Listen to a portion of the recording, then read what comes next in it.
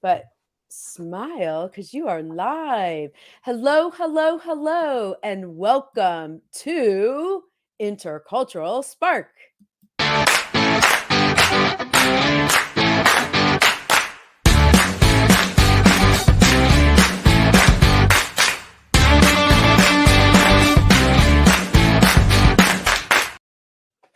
All right. Hello, hello, hello, and welcome to Intercultural Spark, that show about cool people sparking change in the world through values or purpose-centered businesses. So I'm your host, Deanna Schaas. I'm the founder of Intercultural Talk, where anthropology meets marketing. And welcome. If you're watching live, we invite you to ask questions in the comments. But if you're watching on video or podcast afterwards, we are so delighted that you have joined us. So thank you for that. So we have two guests today. Our guests are Cecilia Mowatt. Cecilia is a lawyer and a realtor, and her business, Strategies in Sight, she focuses on holistic, inclusive, and equitable economic development. Our other guest today is Suntae Kim. He is an assistant professor of management and organization at Johns Hopkins Carey School of Business. And we're excited to talk to him on the research that he has done about how entrepreneurship can revitalize local communities. So, as always, before we dive to our guests, we would like to invite you to join us in the flash exercise. So, our exercise, I need a phone booth, although people wouldn't even understand that. Ta-da! As I turn into an aerobic instructor. So this exercise has been specifically selected because it relates to the theme of our show. It's always exercises you can do at or on your desk, and I'm going to invite you to do it with me. So this is called a reach squat. I'm going to step back as far as I can so you can see me. So the first part of the exercise is you're going to bring your arms up overhead, come up on your tippy toes, and reach as high as you can. So you're going to reach as high as you can. Then you're going to bring your hands to your quadriceps, that's your thighs. You're going to sit back and down and come to a squat.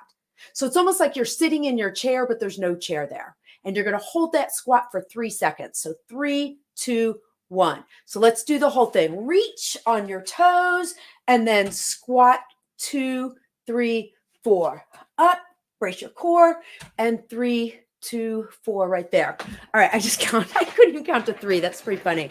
For anyone who needs a chair version, you can actually do that in your chair too. You can just reach, bring your hands, your quads, and lean forward. So that is the reach and squat. I am going to welcome Cecilia and Suntae. Thank you both so much for being here. How are you both?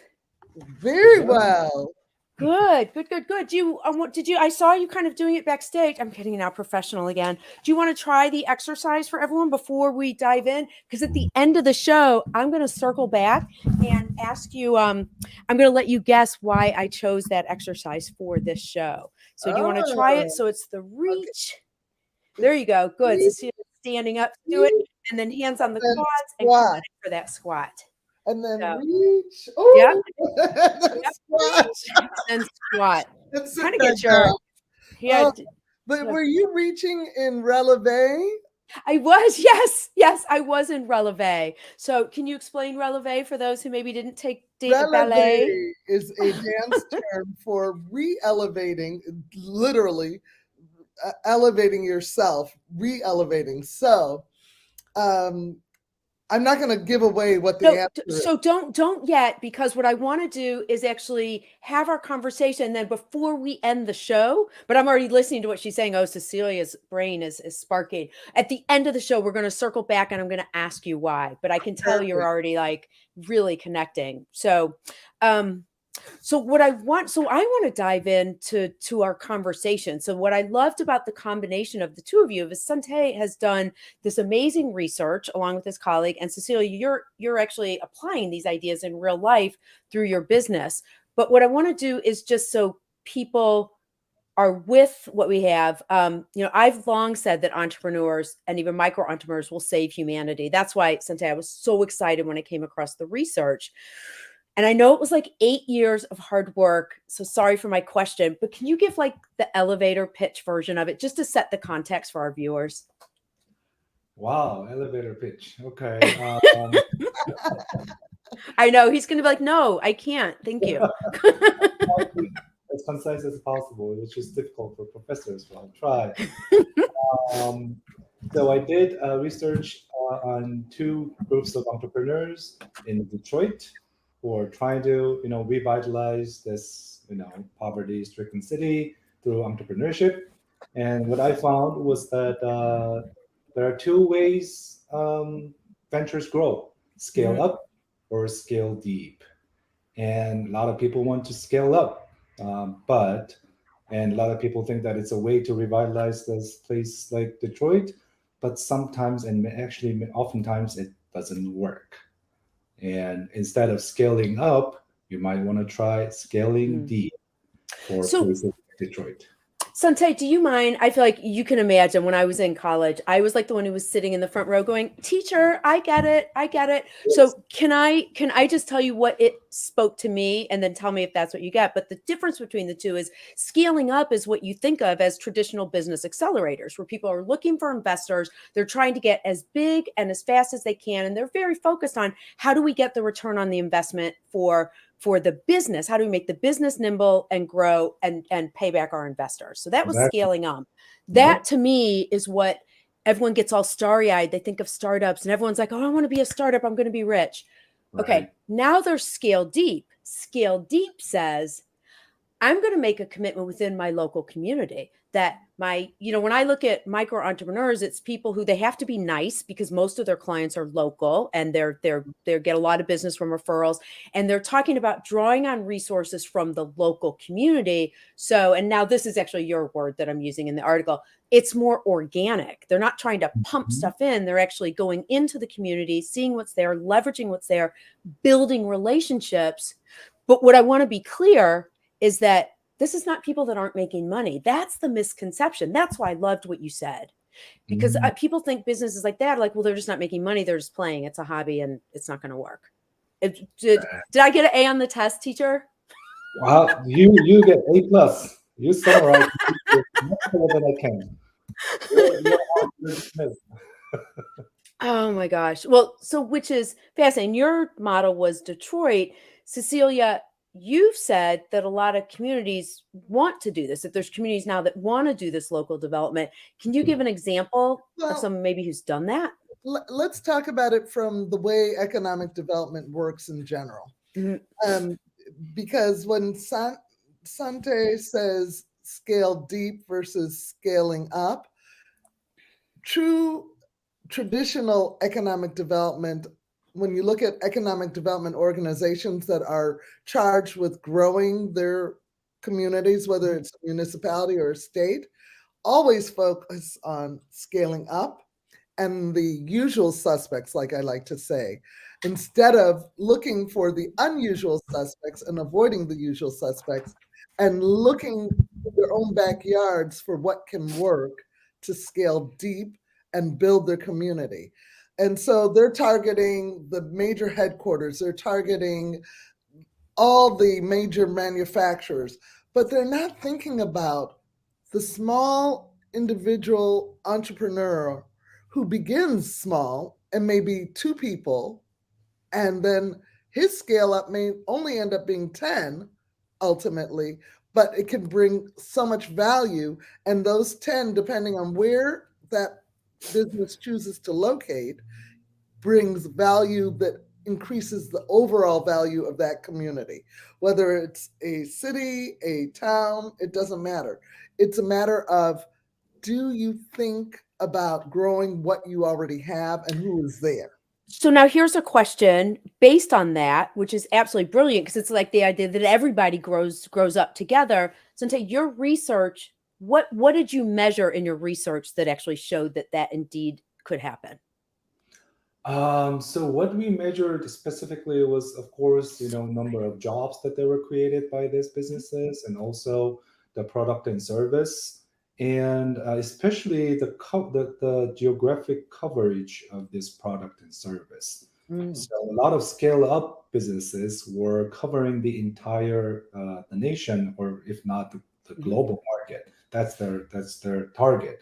But a lot of scale deep businesses in Detroit were actually providing services and product products that are customized to address some of the urgent problems in Detroit. Mm.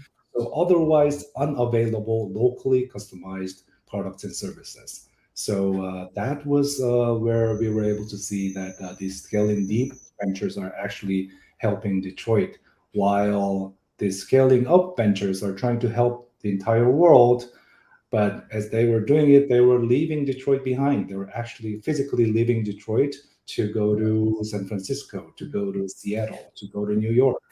Do you know what I love about that is that your measurement didn't change. It was still about economic development, because sometimes people look at projects that are locally based and, and the TV show, it's always like the children from the school who get to come in because it's a food incubator and it's all these really feel good stories. I love that you didn't say, well, we had all these really good feel good moments. You said we had jobs, we had, economic impact.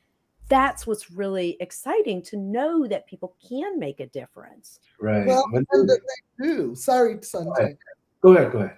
No, I was going to say, what people don't realize is that these small businesses do make a difference. And for decades, they have been making differences. We focus on the fact that small businesses are what percentages of the businesses that are being created are small. And it's a very large percentage, like 85%. It's huge. No, the number of small business owners, it's like I want to say, I'm just going to make up a number, but I know the last time I looked, it was like 44 million that were small businesses. And a lot of those were micro entrepreneurs, which just means smaller than 11 employees. People think of micro entrepreneurs as like, I'm going to India and I'm going to like help, people build their business, but it's about the size, and a lot of them are self-funded. So actually, right. Cecilia, you might know about that, or either of you, maybe Cecilia first and then Suntae. I do think of smaller businesses as being self-funded. Like, you're using your credit card, you're really kind of bootstrapping it to get started. Doesn't mean that you're not going to be equally successful. Are you seeing that governments are starting to see the value? Like, what kind of funding can there be for small businesses that then could lead on to this idea of local community development? There is, well, first of all, there's always been, and it's not always been used well, but there's always been opportunities for funding in small businesses and communities. You have what they call community development corporations versus the economic development organization, which is a larger focus on business retention and business acquisition and recruitment. The CDCs, or community development corporations, focus in on a more localized area. And there have been funds for them, but the traditional access to capital models have been difficult for smaller businesses to achieve that access. Whether it's a minority business or just a small business, a person coming in without the wherewithal often does have to use their own money or private. That's true, because they can't get loans from the bank. Sure. They can't get loans. They don't pay. They don't pencil out. That's what they will say. But banks are beginning to change their focus and change their measurements of what they will do to qualify people. Oh, interesting. And it's beginning slowly but surely. And I wonder, with the research to back it up, I think that's the thing that maybe has been missing. It's been more anecdotal. Are you finding, like, I mean, your article, I saw it was the one that came out in the Harvard Business Review. Are you finding that people are taking notice? Are you getting questions about that? How do you see, or do you, a link from now this research is documented in there? Do you think that it can connect to more funding or more recognition for businesses trying to make an impact on local community? I hope that's what will happen with this research. So that the time period of my research is from 2012 to 2020, and still at that period, a lot of people were thinking, especially the government people, were thinking that the way to revitalize Detroit is to turn it into Silicon Valley in 10 years or 20 years. Okay.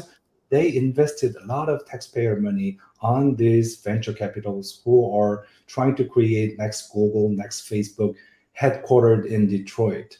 But that was the mistake, because that what's inherent in their growth model is that as they grow bigger and faster, they have to leave for places where they can get access to more resources, more investment money, more like talents. So they end up leaving Detroit. That helps some of the initial local investors and some state-backed funds, but it ended up leaving almost nothing to the people of Detroit and communities in I Detroit. feel like it can be worse. In Chicago, there was a Whole Foods. There was a whole huge thing around. I don't know if that one was in Englewood, but Whole Foods That's came into it Englewood. in Englewood. So Whole Foods came in. Everyone's like, "This is it."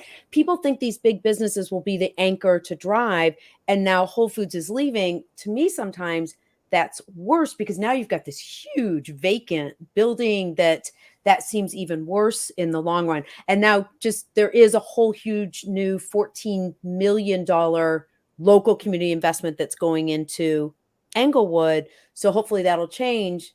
There's sort of two questions in here.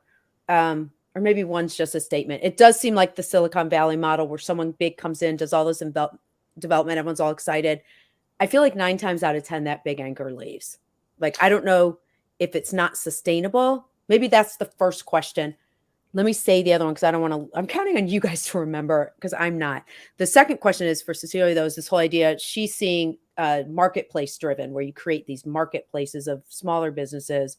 But I guess the first question is, Suntae, are you seeing that where these anchors come in and then they go?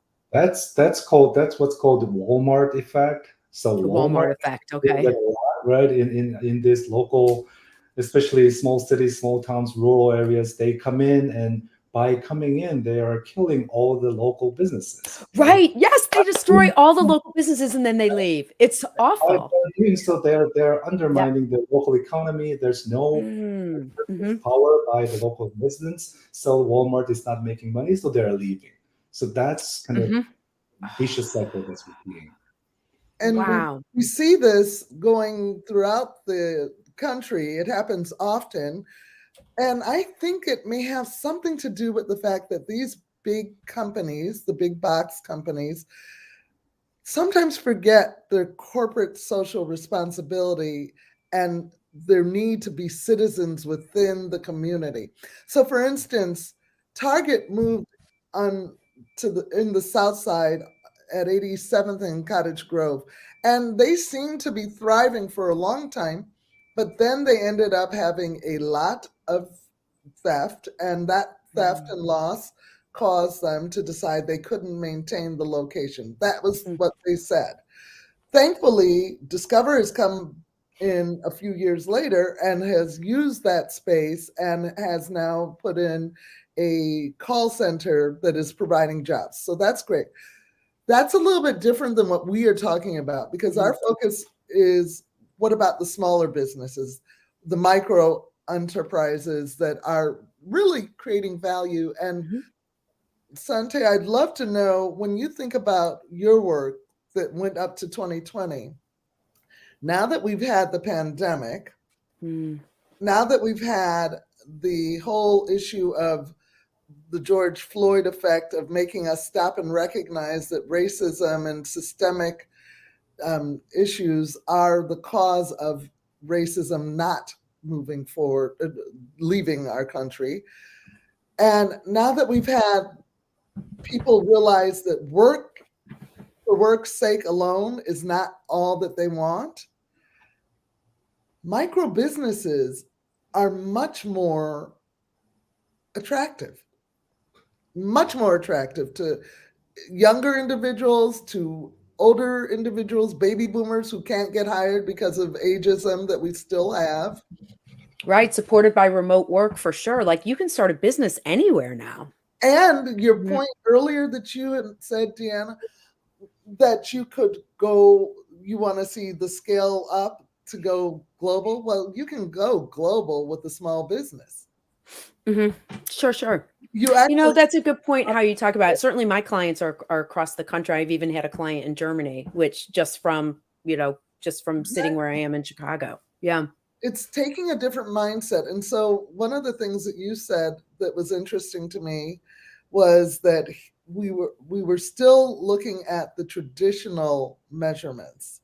of growth and economic development. And I'm involved with the International Economic Development Council's Racism and Economic Development Committee. It's called RED, looking at ways to avoid that. And one of the recent presentations that we had at the committee was from a group called Engine, but it's NGIN for New Growth Innovation Network. So, Cecilia, are you looking for, because you said for your question for Suntae, then is it looking at where sort of race overlays this? Or you, No, what's the question tied into bring it all? Long in the winded, but the question was, the thing that Engine talked about, the Innovation Network group spoke to, was the fact that as economic development organizations, community development councils, we have to look at different measurements, just like the banks are beginning to look at different measurements. And so, Suntae, I'm wondering if the work that you did, you had your two different models, if I recall correctly. One was green and one was Excel. Right. Yes. And then the green was the scale deep, Excel was was the scale up. So I guess the question is, I have an opinion on this too, but Suntae, did you look at other measurements then beyond just the jobs and the economic development? Yeah, that's a good question. I can provide like two answers. First, I don't think there's anything wrong with the traditional measures of economic development. I think people in business understand money. You have to talk in money terms, I think. Yeah, the problem is that when you just focus on the number, you strip off the meaning that is attached to the number. The meaning is often time and space. So when you just focus on the number of jobs, you just think about the number. But that job could have been just created within Detroit, or the job could have been created throughout the country. So when you just focus on the number of jobs, you forget about where those jobs were created, and also how long those jobs persisted, right? That's a time temporal aspect. Sure. Right? When you just focus on the number, you just focus on the number, but you forget that this scaling deep company created 8 jobs, but that sustained for 10 years. This scaling up company created 1,000 jobs in Detroit, but it sustained only for 1 year. And that's a whole lot of difference. So thinking about focusing on the time and space of these attached to these numbers would be important. And another thing that I wanted to talk about is that when we talk about how much value this business creates, we only think about this individual entity as a business. But this business could have helped other businesses grow, right? So we should expand our focus to include other organizations that's existing that's collaborating with this focal business when we think about the value that is created by this focal business. That makes so much sense, even in terms of the number of jobs, because it could be all 12 businesses that ended up in like the marketplace location. Right. Yeah, that's right. Exactly. And so just quickly to finish with the thought, the Engine Group looked at working with 10 economic development practitioners from about 6 different markets. These different measurements, including the traditional ones, but looking at the emerging businesses that are coming up, the hiring that was done, procurement, because these are, when you look at inclusive economic development, you're including everything in the ecosystem that is created by the business. So the business is going to have employees, it's going to have vendors that they work with, and customers, at least those 3 areas. What are the impacts on those? Plus, the business may feed into the hospitality or the arts world, or they might feed into health and wellness or security. So these are all things that you got to focus in on. What is the benefit brought to the entirety of the system? I wonder if there's a way, it just seems like the research so that was actually one of the reasons I was excited to bring both of you together, because it feels like Cecilia's out there working on Engine, working on these things, probably building these big partnerships. And it just strikes me that having Suntae's research at your fingertips is brilliant, because people, at the end of the day, the reason you still have to talk in monetary terms to talk is you're still somehow talking to people who are making business decisions, and it's hard for people to shift. This is a whole other discussion. There's the whole UN with their ESGs, their environmental, social, and governance. Yes. We were going to have to do another show on that. So there is a push just from people who are just tired of, like, we need some meaning, we need some depth. So socially that's happening. But I still think that oftentimes when you frame things, it's within business terms. But it feels like between the two of you together, that having access to that research for Cecilia's real life applications, and then Cecilia's real life applications, Suntae, maybe that's your next research project, because I know you do a lot of research in social businesses, you know? Yeah. Well, I'm going to be talking to Suntae when we're offline, but I'm going to tell you right now, as they're doing the ESG, the environmental, social governance, sustainable governance models, they're looking to the financial, but we're trying to push them away from that. I was on a call with a Stanford professor who is focusing on that and telling us that FASB, the Financial Accounting Standards Board, is the one coming up with the measurements for ESG. Well, that's not a good thing, because you want to have quantitative standards, but you want to go back to the basic things of the organization. What is its mission? It's not there just to do numbers and make money. It has a goal and a mission. And I always like to say, you have to look at what you're doing, who you're doing it for, and to, because you're always doing something to somebody. Try not to do anything bad. And actually, I think your study, Suntae, that was the approach you all took, was it not? Yeah. It's the focus on the mission and value, and that was actually the moment of epiphany for me, because Excel, they created with this deep, focus, deep kind of commitment to the city. They sincerely wanted to revitalize Detroit. It was not a sham, it was not fake, but they were, when I asked them, so with this scaling up model, these ventures are going big very fast, and I asked them, then what's left for Detroit? They couldn't even, like, for that, they couldn't answer. And their face was like, I never thought about this question. Wow. So sometimes when you're in deep in the process of, making money, you forget about this kind of initial mission and the goal and the value that you're initially committed to. So, yeah. So that's a perfect segue, because friends, we are at time. So by the way, also offline, we're sending you to the UN. You're presenting your research at the UN to the ESG committee. Like, absolutely. So for anyone watching on or after, like, let's get that petition going. Friends, we have to come back to our flash exercise. And so now it is time to guess why we picked this exercise for you and for this topic today. So any guesses?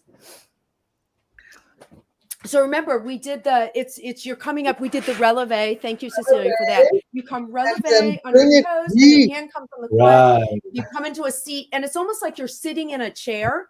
Your knees over the ankles, by the way. Don't bring knees forward, or you'll be like, my knee hurts. You're sitting in a chair, but without the chair. So and you hold for a few seconds. And you hold for 3 seconds. So it's 1 second up, 3 seconds down. Why did we pick this exercise for you? Suntae, you tell us, because I have it in my mind.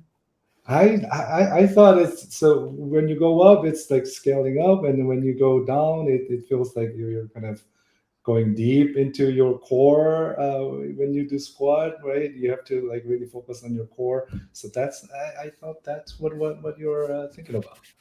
I like that too, and I would add to it that you're pulling from above and bringing it down to make it positive, give a foundation. Nice. And just like we said earlier, when we were talking earlier, this foundation, when you sit and squat, somebody else can sit on top of you. When you're go Cecilia. Nobody can be with you. I love it. You are creating a lap, and that's what scaling deep does.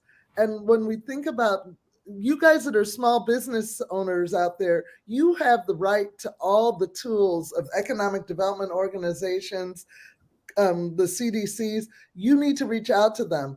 Our president has done Build Back Better. look out there to see what's out there for you. Look to another organization that I would say you want to look to is the National Institute of Economic Development, which is focused on supporting smaller businesses and entrepreneurs. Cecilia, what I'll do is I'll get those from you, and on I'll just say if you just go to interculturalspark.com, you'll see this, the post for this. Let's put all that in there. The only other thing I would add to the exercise, the idea was when you were reaching big on your toes, it was big, it was showy, but when you come into that squat and hold it for that longer time, that's actually where your quads and your quadriceps and your glutes get stronger. You don't get stronger up there. It's really when you're in that seat that you get that strength. I love what you both added to it.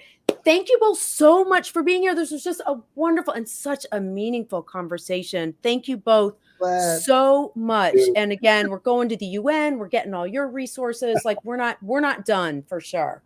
Yeah, we can have this conversation on an ongoing basis because there's a lot to dig out of Suntae's. Absolutely. Absolutely. Thank you both. For everyone else, thank you for watching live or after the fact. And we will see you all next week at Intercultural Spark. Thank you so much. Bye. Take care. Ciao.